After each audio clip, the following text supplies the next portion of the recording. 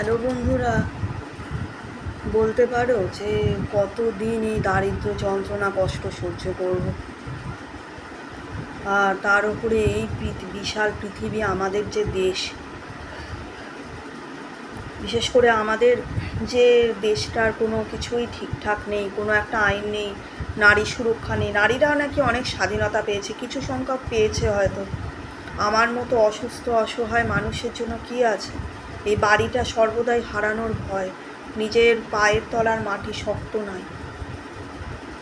একটা জিনিস, একটা খাবার জিনিস পর্যন্ত কিনতে গেলে কোথা থেকে পয়সা আসবে সেইটা ভাবতে হয়।